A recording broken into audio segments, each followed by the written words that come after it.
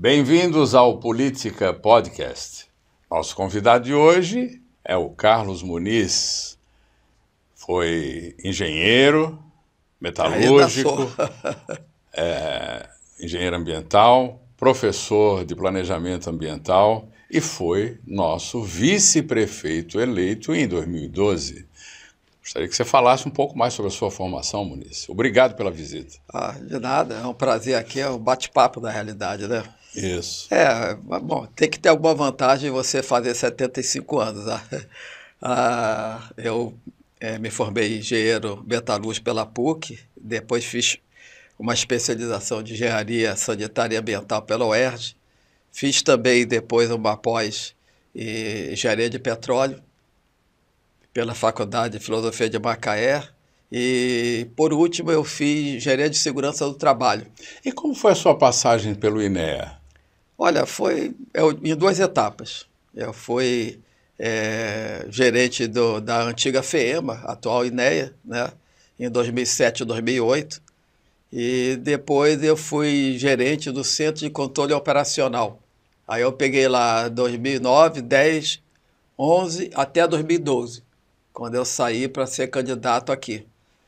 Quando você foi candidato aqui, eu me dei conta que você já tinha uma vivência há longo tempo aqui em Búzios. É, né? uma paixão antiga, né? Você mora aqui, né? Isso. Já o quê? Uns 30, 40 anos, talvez? Desde a década de 70.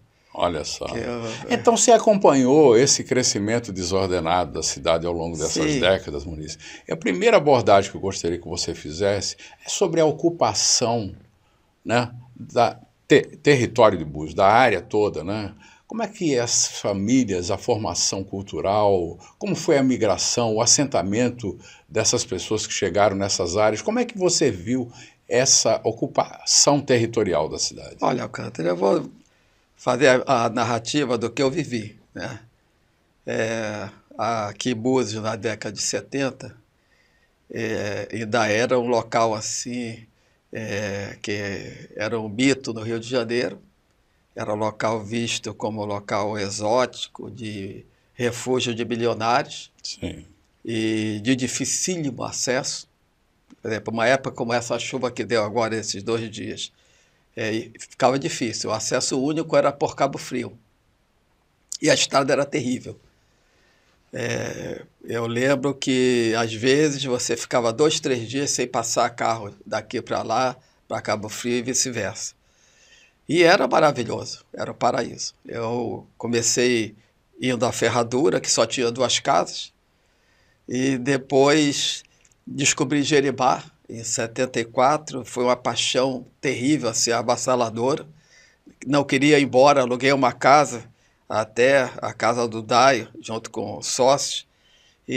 Mas eu reparei que a cidade, ela, como era ainda distrito de Cabo Frio, ela foi praticamente abandonada. Cabo Frio não tinha praticamente nenhuma ingerência aqui. E aí o crescimento era quase que espontâneo, né? Surgiram os loteamentos e esses loteamentos, eles começaram a ocupar a beira das praias. Foi a primeira coisa que foi de uma tristeza total.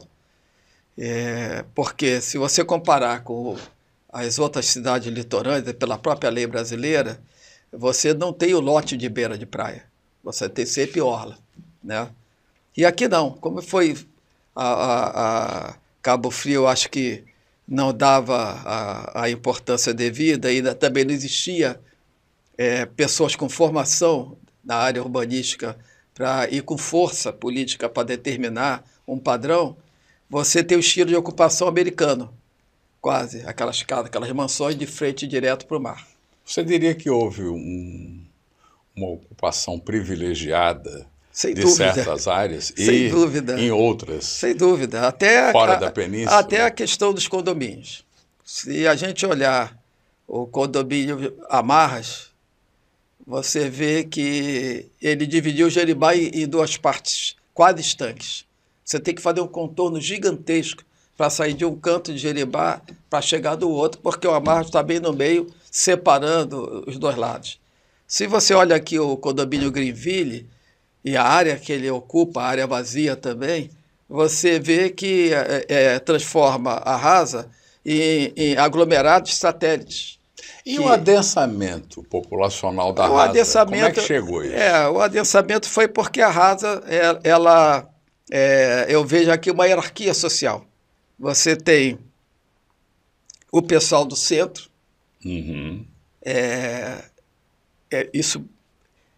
depois vem o pessoal de Manguinhos, depois o pessoal da Sem Braço e depois a Rasa.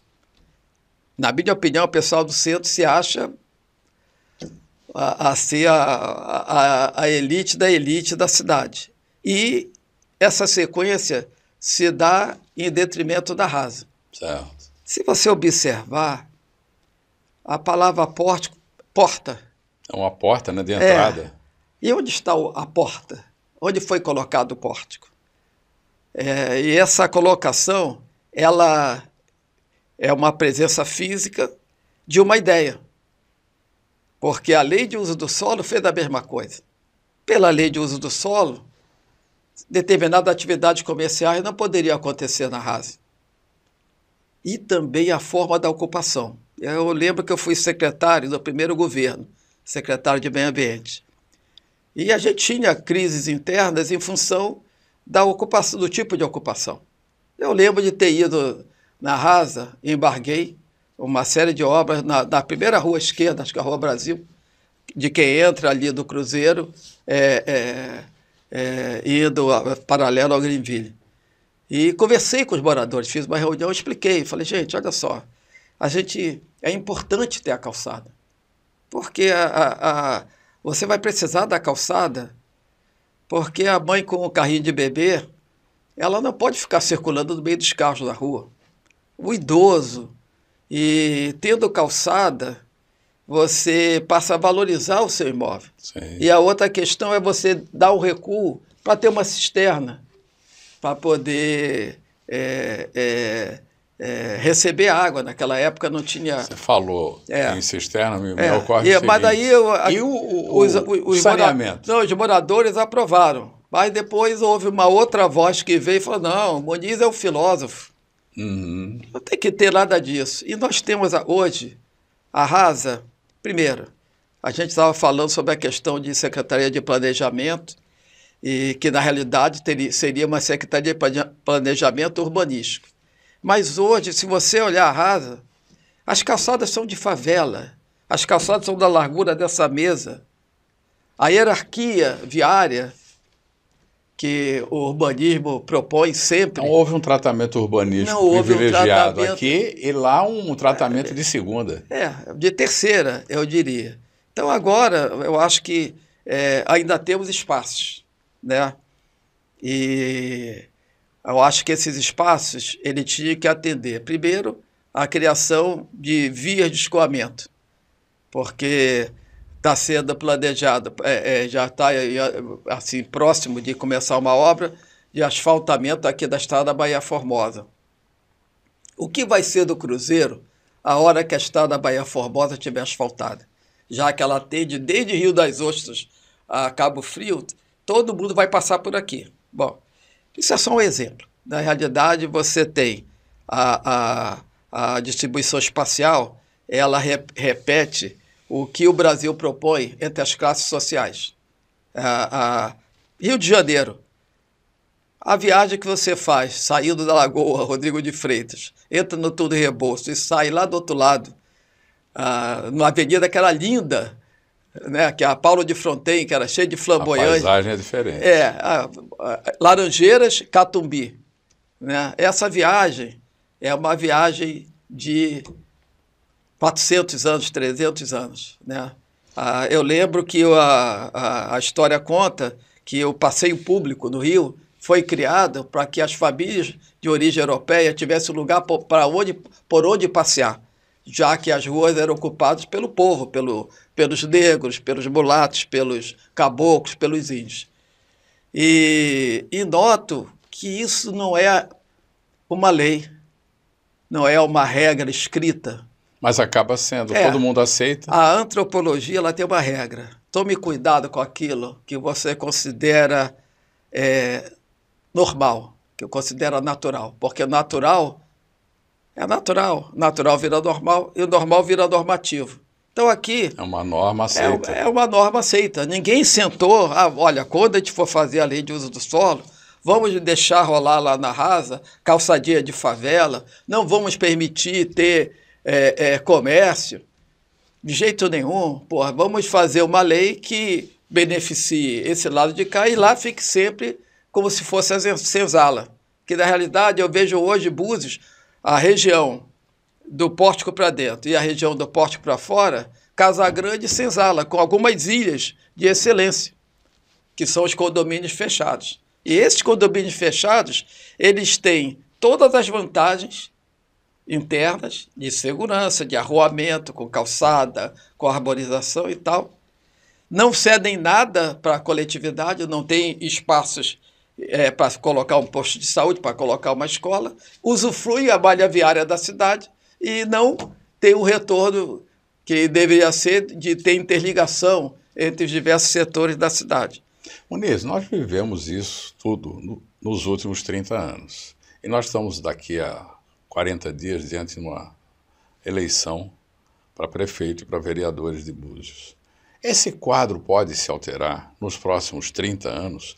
Como é que se pode garantir a sustentabilidade de armação dos Búzios? A sustentabilidade social, a sustentabilidade econômica e a sustentabilidade ambiental. Você credenciado para falar sobre isso. É uma pergunta de $1 milhão, né?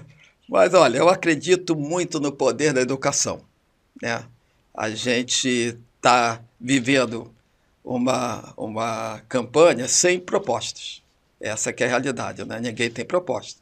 Então, a campanha de simpatias.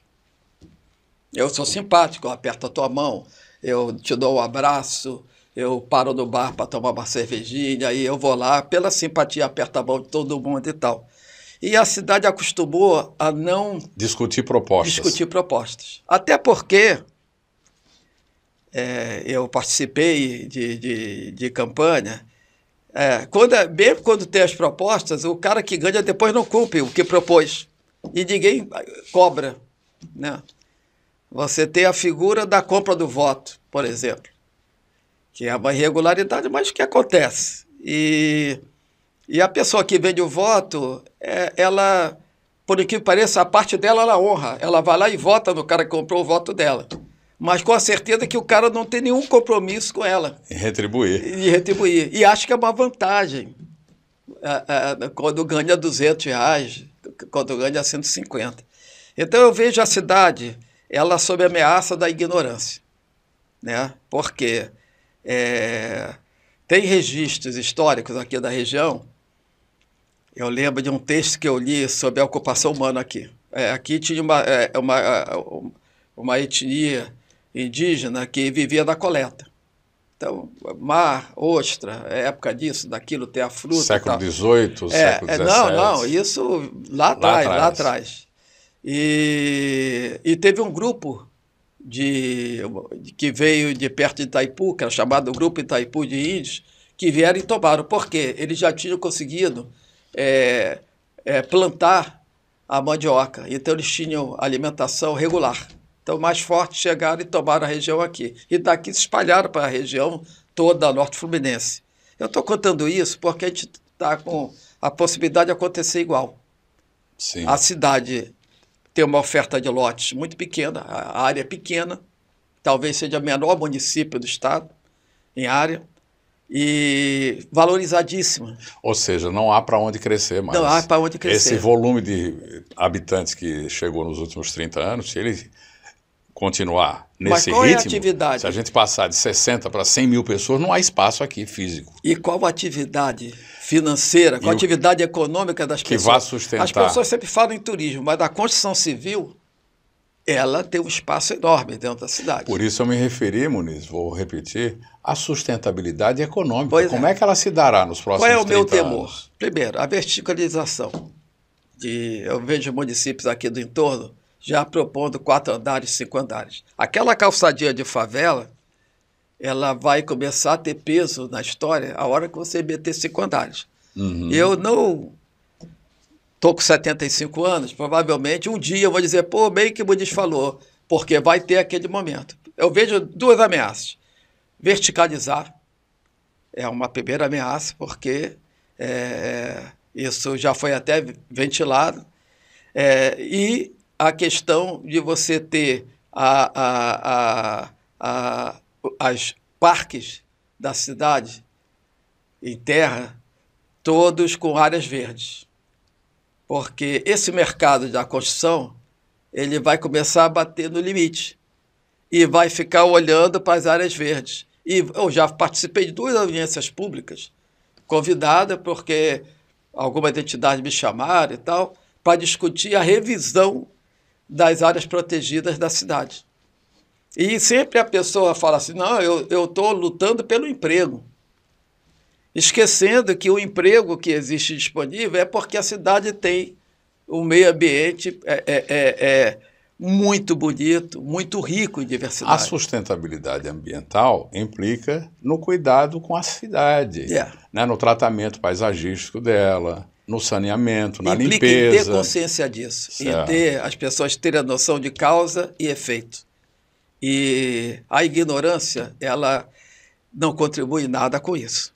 Então, pelo amor de Deus, aqui em Búzios as pessoas usam a palavra ignorante no sentido de pessoa ser estúpida, de ser boçal. E não de desconhecer. Não de desconhecer. Uma informação. Isso é bom que seja dito isso, senão, poxa, está ofendendo. Não, então esse desconhecimento e a não valorização do nosso patrimônio ambiental, a gente tem coisas...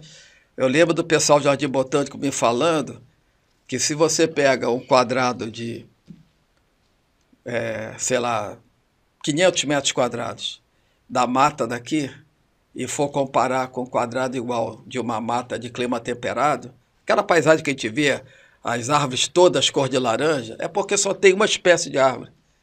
Num quadrado de 500 metros quadrados tem 3 espécies diferentes, aqui você tem 100. Que maravilha. E pode ter até 300 espécies diferentes. Que coisa bonita. E aqui, o perfil desse cabo é interessante, porque quando a gente olha da praia de Manguinhos, você vê lá o fundo da serra. Sim. Lá na serra, chove dos 2.400 milímetros. No Planalto, no meio do caminho, chove 1.600, igual do Rio de Janeiro. Certo. E aqui chove 800 milímetros, em média, igual a Caatinga do Nordeste. Que coisa incrível. E você tem em alguns lugares um acúmulo de água. Onde tem o acúmulo de água, as sementes que vêm lá da serra permitem a germinação de árvore de porte grande. Então a gente tem uma mistura. A gente tem Caatinga do Nordeste na predominância da vegetação, com pontos de árvore de grande porte. Jequitibás, cuja semente vem de muito longe. E essa mistura de vegetação é considerada um hotspot, um ponto quente, em termos mundiais de diversidade. Diante do que você acaba de dizer, como é que fica a sustentabilidade social? Ou seja, a população... A fragilidade. A cidade, ela criou os mitos, na minha opinião. Olha, eu dei aula aqui desde o que começou o ensino médio, aqui no Colégio João de Oliveira Botas. E eu vejo que o interesse pela formação decaiu de forma acentuada através dos tempos. Eu tenho ex-alunos das primeiras turmas que participam da vida social da cidade, e com destaque, e que fizeram o concurso, que passaram nos concursos, que são hoje funcionários da prefeitura. Tenho ex-aluno médico, tenho ex-aluno policial, tenho ex-aluno em todos os setores da cidade. Mas, ultimamente, eu entrava na sala de aula, bom dia, meu nome é Carlos Muniz, professor de física. Uma pergunta, alguém pretende fazer faculdade? Aí ficava rindo para cada, você fulano, você fulano. Aí 1, 2, 3 levantava a mão. Você é de onde? Sou de Minas Gerais. Você é de onde? Sou de São Paulo. Você é de onde? Sou de fora sou da fazer Argentina. Uma faculdade. Os daqui... Então, qual é o meu temor?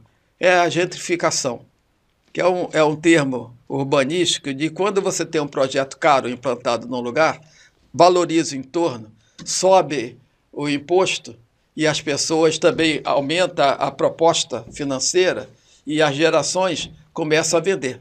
Você começa a segregar o pessoal que vive numa determinada área em mudam, detrimento de uma outra que já não vai ter acesso. A pessoa muda, a pessoa vende e as pessoas têm aquele mito do carro, do automóvel bonito, né? O governo federal, quando começou Minha Casa Minha Vida, reparou que quando eles botavam o nome do homem, o cara vendia a casa que ganhou. E quando botava no nome da mulher, a mulher permanecia. E eu noto isso, que quando o cara herda é homem, a tendência é vender. Aí vende para comprar o carrão e tal, não sei o quê, e daqui a pouco o carrão acaba em 3 anos e pra a pessoa... aplicar na pirâmide financeira. E você tem, então, uma tendência de expulsão de uma parte da população que, se tivesse uma educação de melhor qualidade, e pelo amor de Deus, não me venham dizer que não tem recurso para isso, né? Eu acompanhei agora os resultados do IDEB e cidades do interior do Ceará, o Nordeste está dando um banho. Com muito menos recursos do que a gente tem aqui. Rapaz, eu sou um fã da educação de Sobral. Eu lembro de ir ao Nordeste de carro pela 116. Sobral é o fim do mundo. É uma cidade no meio da Caatinga. Eu lembro de passar no meio do período de verão agora, que é esse período agora, tudo seco. Hoje, Sobral está virando o Vale do Silício brasileiro. As empresas de informática estão indo para Sobral por causa da capacidade da mão de obra. Nós voltamos a falar sobre pensar a cidade. Onde estão as cabeças pensantes que haviam há 30, 40 anos atrás? Você participou daquelas discussões todas do plano diretor. Por que se parou de conversar e de discutir propostas para a cidade? Pela desilusão. Entendi. As pessoas, pelo amor de Deus, estou falando em nome delas, posso estar sendo irresponsável, mas eu acredito que as pessoas pararam porque cansaram. Você discute para quê? Se você não aplica aquilo. Então acaba ficando com aquela sensação de perda de tempo. Você discutir calçada, largura de calçada, é igual discutir se a Terra é plana ou não. Eu parei de discutir isso. Se a pessoa acha que a Terra é plana, eu não tenho mais nada para falar com aquela pessoa. Mas a demanda pelos serviços vai crescer. Vai crescer. Proporcional ao volume de pessoas que chegaram na cidade. E veja o caso da distribuição espacial perversa. Olha a questão do saneamento. Uhum. Se você for olhar no site da Agência Nacional de Águas, no site, todos os sites especializados em saneamento, Búzios é uma cidade saneada. Consta lá como uma cidade saneamento saneada. Falam e até 100% da cidade.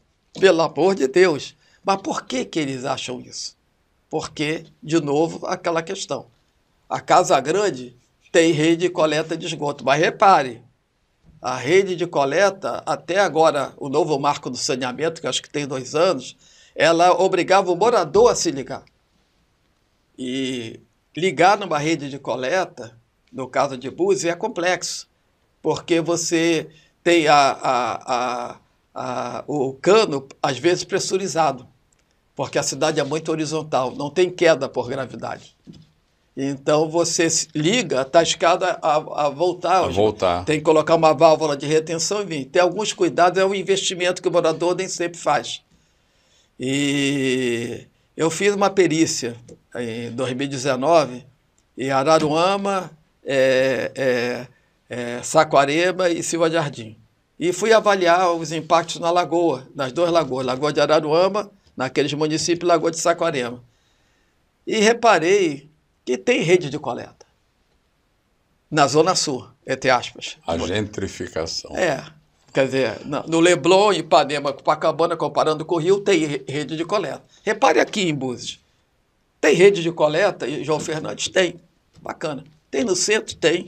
Jeribá? Tem. Manguinhos? Tem. A estação fica onde? São José. Tem rede de coleta em São José? Não. Curioso, né? A Prolagos não trata o esgoto do hospital, que fica em frente. E, no entanto, é aí onde todos os políticos, nos próximos 30 dias, estarão empenhados em obter o voto dessa população desassistida para continuar essa situação que a gente está. O que eu fico pensando é que aquilo de novo do que é natural virar normal. Não é um complô entre quatro paredes, vamos conspirar para... Não, é porque as pessoas acham isso normal. Não ter rede de esgoto... É assim mesmo. Narrado, né? É assim mesmo. Aqui é assim. Porque é cidadão de terceira classe. É a senzala. Nós já estamos acostumados. É assim, tem que ser. Eu lembro que eu fui numa reunião do FECAB, e não me deixaram nem falar. Todo mundo que falou teve 3 minutos. Chegou na meia hora, eu tinha só 1 minuto, eu fui embora. E só fiz questão de frisar isso, que eu não via legitimidade de representatividade, e até porque você tem essa distribuição totalmente equivocada. Mas não é um complô racista e tal, apesar disso ser enquadrado. Há espaço como para racismo participação ambiental de população? Né? É uma daquela dificuldade. A população mais carente no Brasil geralmente tem um perfil de pouca formação. Então a pessoa nem se vê como cidadão, entendeu? Por exemplo, eu moro na Rasa, então, mas como eu tenho uma formação melhor em termos brasileiros, eu tenho opinião e tenho voz para chegar e falar. Ainda há como ativar os conselhos municipais para que essa população participe deles, os representantes Mas tem que dos ver diversos segmentos? tem um problema em relação aos conselhos que eu vejo. Eu até como vice-prefeito, eu lembro que eu ficava pensando nisso. Porque são as mesmas pessoas em todos os conselhos. Entendi. E eu noto que existe um equívoco também. Uma coisa é a consulta popular. Então, você coloca a questão, acho que seria... Como foi feito durante o plano diretor, né? Você faz uma consulta. Consulta popular. Aí o papel do governo é dar informação técnica do cenário, de forma dialética, com os prós e contras. E as pessoas votam, decidem. E outra coisa é como vai ser feito. O que o Brasil está errando é discutir como vai ser feito. Como vai ser feito é uma questão técnica. A questão técnica, ela tem que ser analisada pelos técnicos. O exemplo que eu dou sempre, quando às vezes eu participei de audiência pública e as pessoas misturavam isso, olha, tem uma pessoa precisando fazer uma operação, uma neurocirurgia. Aí tem um neurocirurgião de um lado e tem uma comissão de moradores. Quem que vai fazer a operação? É a comissão de moradores que vai discutir? Ou o cirurgião. Ou o neurocirurgião. Tem um helicóptero aí para a gente voar para salvar ajudar na queimada, não sei aonde. Quem que vai pilotar? É uma comissão de moradores ou é o piloto do avião? E as pessoas confundem, dão opinião, e tem aquelas opiniões fechadas, só certeza. Enquanto o técnico fica, tudo leva a crer, talvez, me parece, pensando as soluções com todas as cautelas, a pessoa que desconhece, ela só tem certeza. Aí toda a solução é simples. A famosa expressão é só, que normalmente não e atende essa a demanda. nova geração que está vindo aí, Muniz? Nós todos, né?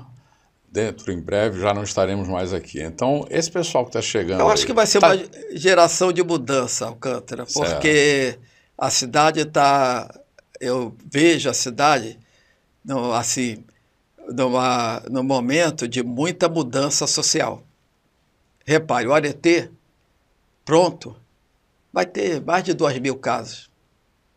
Estamos falando aí de umas 5.000 pessoas, pelo menos, morando ali dentro, se não for mais. Mas, agora com o trabalho remoto, e pessoas com outro perfil social, com outras demandas e que vão ter um peso. Repare na composição dos grupos que... E atenção, a maioria dali vem de fora, não é isso? De fora, não são pessoas daqui que saíram de um bairro para ir morar no outro. Do outro, não. São pessoas que vieram de fora. Da cidade, de outros estados, inclusive, vieram morar aqui. Repare o que aconteceu agora com a crise da Argentina. a oferta de empregos aqui foi atendida plenamente e começou a ter uma concorrência. Por quê? O argentino, na média, tem uma formação superior, cultural superior. Aí o empregador fica olhando. Os filhos desses argentinos serão buzianos, já são. Claro, né? Claro. Os pais hoje já tenho são, já alguns estão amigos naturalizados. argentinos. Eu lembro do grande Vitório lá de Jeribá, que é mais buziano que o Vitório. Pô, tem aí vários, tem o Gabriel, tem um monte de argentinos aqui. Portanto, serão buzianos com novas... Então você tem, como sempre no Brasil, você tem um momento de muita mudança social. A minha angústia sempre é a tendência, a pessoa do interior, ela acostumou com uma dinâmica social mais lenta. E nós aqui agora já somos praticamente Rio de Janeiro, região metropolitana do Rio de Janeiro. Sem dúvida. E a demanda social. E agora, com o trabalho remoto, a dinâmica social vai ficar muito mais intensa. E a única forma que eu vejo, na minha opinião, aí dos 75 anos de janela, de você sobreviver da dinâmica social é ter formação. Todos nós temos formações diferentes, originais. A formação técnica base, é possível trazer esses cursos para cá, para esse pessoal? Totalmente. Rapaz, eu sempre defendi que aqui fosse uma cidade universitária. E parece que isso assusta todo mundo. Um campus, com professores. Olha, aquele loteamento que tem ali perto, em frente ao Areté, ao atual Areté, aquele loteamento, tem centenas de 1.000 metros quadrados disponíveis em área de paz. Meu sonho é que ali fosse disponibilizar para criar um campus. Alguns cursos que a gente poderia mencionar, oceanografia. Cara, eu trabalhei 3 anos, que eu também sou engenheiro de petróleo. Já que se fala tanto em pesca, que é a herança dos pescadores. Mas daquilo, a herança dos pescadores. A pesca aqui, pesca profissional, tá pequena, tende a se reduzir. Por quê? O jovem, hoje, que tem conhecimento de informática e desse mundo cheio de demandas, ele quer ir para o mundo. Então, essa transferência de valor, o cara não quer pegar aquela vida dura do pescador. Você aqui na Rasa, as pessoas têm a cultura da agricultura? Não. Às vezes o avô plantava, mas o cara não quer. Porra, meu filho é engenheiro aeroespacial. Porra, nem quer ficar aqui. Não quer ficar aqui de jeito nenhum. Ele quer ir para o mundo, ele quer viver, ele quer conhecer. Cada minuto que ele passa aqui, ele fica agoniado. E é natural que seja assim. Pô, ele é um pássaro que está batendo, querendo voar, querendo bater asa. Qual é a sua mensagem de otimismo para esse próximo governo e para os anos que virão? Para a mensagem que eu passo, primeiro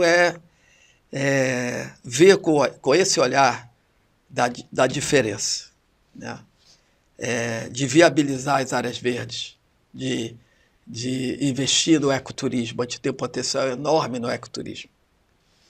Enorme, enorme. A gente tem tesouros. Hoje, Búzios vende a Real do Cabo.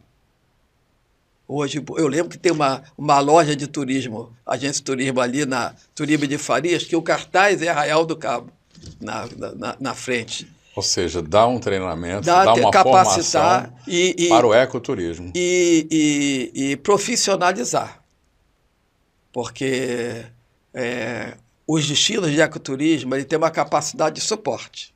Eu vejo 500 empresas agora de caminhada, até ter um acidente, até uma pessoa ser mordida por uma cobra, até ter um acidente mais sério. Né? Aqui não tem soro antiofídico, mas as pessoas levam as pessoas nas trilhas. Ótimo que leve, mas qual é a capacidade de suporte? Ponta das Poças aguenta quantos visitantes por dia? Qual a frequência? Qual a sazonalidade? Tem uma época que o pássaro tal reproduz. Pode ter acesso lá? Esse tipo de preocupação, eu acho que seria importante, era profissionalizar o setor, para você poder explorar. Que as pessoas pensam na quantidade. Não. Quantidade e qualidade são opostos antagônicos. Então, você, se tiver um ecoturismo profissional, o cara faz um passeio, ele ganha igual se ele fizesse 100. Você acha conveniente a criação da taxa de proteção ambiental? Totalmente. A TPA? Totalmente. Desde que o recurso seja aplicado para o meio ambiente. Eu vejo que houve uma redução em relação aos royalties, a destinação do recurso para o meio ambiente. Os vereadores reduziram, o que é um sintoma. Como é que você está vendo esse volume de recursos que vai chegar nos próximos anos? Porque você sabe que vai ter um aumento gradativo. Eu vejo a mesma coisa de sempre, cara. A gente teve, a região dos lagos teve, como em nenhum outro lugar do Brasil, um aporte gigantesco de bilhões de reais. E continua sem infraestrutura nenhuma. A estrada que interliga os municípios é de uma pobreza franciscana. Qualidade da pavimentação. Qualidade da pavimentação. Essa estrada que foi asfaltada, refeita recentemente, ela é uma armadilha. Você está andando, daqui a pouco muda a faixa. Aqui dentro da cidade mesmo, a pavimentação aqui urbana, né? Então, aquilo. O tratamento urbanístico. A cidade, ela precisa medir a capacidade de suporte dela. Esse próximo verão vai ser um inferno. E Búzios acaba expulsando os fiéis. Búzios os que eram importantes para a cidade. Os fiéis, as pessoas que gostam realmente de Búzios, que vêm a Búzios. Que você é morador aqui, não é morador aqui, a gente sai de Búzios, chega em qualquer lugar. Você é de Búzios? Pô, adoro Búzios. Mas eu estive lá no último feriadão, não volto nunca mais. Sim. A gente está tendo turista one way. O cara vem, acha bonito, mas nunca mais quer voltar. Porque a estrada para chegar aqui é uma tragédia, caro e ruim. E a estadia aqui num feriado é absurda. Então, Formosa do Araguaia, se você hoje quiser marcar para ir para lá, você vai ter uma espera de 3, 4 meses. Noronha, então? Noronha. Me parece que Bertioga, Ilha, todo mundo mediu a capacidade de suporte, falando, chega. Depois que tantas pessoas... E normatizar o fluxo. Botar um limite. Qual é o espaço para estacionamento dentro da cidade? Quantos carros cabem? Cabem 3.000 carros. Ótimo. Então não pode ter 4. Quando foi atingido esse limite, não tem a salineira, nem sei se a salineira tem algum tipo de contrato, né, de concessão, mas vamos supor, quem nos auxilia a salineira. E ela bota o ônibus refrigerado circulando nas praias e o cara para o carro na entrada da cidade, não precisa entrar aqui. Uma questão que a gente não abordou, que eu sei que você tem uma noção bem importante, uma contribuição a dar sobre isso, a segurança, Muniz. Segurança da cidade, como é que ela ficou nos últimos 20 anos e como é que ela pode se agravar nos próximos anos? Eu acho que a cidade, Bom, eu fui gerente do Centro de Controle e Operação, de um centro de controle. Geralmente as pessoas pensam que o centro de controle é só para segurança. O centro de controle tem um papel vital. Primeiro é criar os pórticos na porta. A cidade tem quantas entradas? Mal comparando com o bairro da Urca, lá no Rio, que tem aquela guarita logo na entrada. Na entrada e na saída, e então é o bairro sob controle. A cidade tem como controlar. Você tem hoje aplicativos que, se houver um disparo de arma de fogo, localiza na hora a origem do disparo. Você tem, como acontece no Rio, as câmeras com inteligência artificial para reconhecimento de rosto, para reconhecimento de placa. Facial. Placa. Pô, a quantidade de motos sem placa é um absurdo. É um absurdo. Eu digo que Búzios só está precisando de ter um serviço de mototáxi e pagar o diploma de favela. Porque, sem controle nenhum, a moto com descarga aberta, eu não sei qual o segredo, por que isso permanece. Aquela questão que você mencionou, isso é normal Isso aqui. é normal. Ou seja, não há uma lei que impeça. Não, pior que tem lei. Existe lei. Tem lei, mas para quê? É uma lei que não pegou, entre aspas, que é o estilo brasileiro. Então, sem certos itens... Eu lembro que eu tenho um ex-aluno lá do Rio, que tem um restaurante lá no Morro Chapéu Mangueira, lá no Rio, o Davi. Aí Copacabana. Ganha aqueles concursos de comida de boteca. No Leme, lá no Leme. E ele me falou que ele esteve com o prefeito de Nova York, foi lá, junto com o Eduardo Paes. E ele viu o prefeito de Nova York falar com o Eduardo Paes. Faça aquilo que você tem que fazer, não aquilo que eles querem que você faça. Esse é o segredo. Então, eu acho isso, que a Muito bem dito. Tem que fazer o que você acha que é importante e necessário para a cidade. Tem que fazer, mas as pessoas ficam com medo. Eu acredito que um candidato que hoje controlasse esse maldito barulho de descarga aberta, ele ganharia muito mais votos do que se permitir fazendo... Aí faz uma operação, 2 operações... Depois para por ali. Não, e a divisa Cabo Frio-Búzios, ela tem que estar demarcada. As pessoas têm que saber que estão passando para Búzios. Por quê? O cara... É probabilidade, amigo. Aqui tem uma outra cultura, criar essa nova cultura. Mas a nova cultura, ela é fácil de ser criada. Eu vou te explicar como. É você botando limite. Eu era gerente da FEEMA, aí reclamação de topo de morro, você derruba uma, derrubei uma na sexta. Segunda-feira, meu escritório tinha umas 30 pessoas para perguntar se podiam construir naquele local. É incrível. Que a pessoa já, agora tem o limite. Abriu um espaço aí. Agora tem o limite. Né? Então aquilo não é... O ideal é você trabalhar com a educação, explicar para as pessoas, mas se tiver que recorrer à restrição, fazer a restrição. Eu acho que a gente tem uma divisa com Cabo Frio, que não é o pórtico de entrada lá perto do IFE. É uma terra de ninguém ali. A divisa aqui mesmo, aqui perto. Onde é que é Cabo Frio, onde é que é Búzios? Você nem tem noção. A divisão de município foi feita de modo de pessoas que não tinham, de novo, aquela história da especialização. Marcaram no papel, tem casa aqui que o quintal fica em Cabo Frio, a sala fica em Búzios. O cara dorme no quarto dele, a metade do corpo é cabo-friense e os pés são buzianos por causa disso. Então, essa demarcação, eu acho que é importante para dizer, olha só, daqui para cá é Búzios e aqui... Criar essa nova cultura dentro desse espaço. Ou seja, a distribuição espacial, que foi o início da nossa conversa, criaria também uma nova cultura dentro desse espaço, desse assentamento. Uma cultura de cuidado, de não deixar a coisa rolar de uma maneira cruel. E o principal que eu acho, Alcântara, que eu acho que o Brasil comete esse erro desde a formação, né? Já que no Brasil colônia era crime ensinar. O cara que fosse pego ensinando qualquer coisa, só o descendente direto de europeu que tinha direito a aprender a ler e a escrever, só. E quem fosse pego ensinando era desterrado para a África. O investimento em educação, investimento real. Né? A gente acostumou a considerar natural a má educação pública. Eu sou fruto de uma ótima educação pública. Nós todos. Poxa, eu tenho maior orgulho. Eu fui aluno da Escola Técnica Federal de Química do Rio de Janeiro. A nossa geração, né? A gente entrava às 8 da manhã, saía às 5 da tarde. Os laboratórios que eu tive lá eram melhores que os do fundão da Escola de Engenharia Química. A minha turma toda, só os que não optaram por isso. Quem decidiu fazer vestibular, todos passaram. Todos passaram.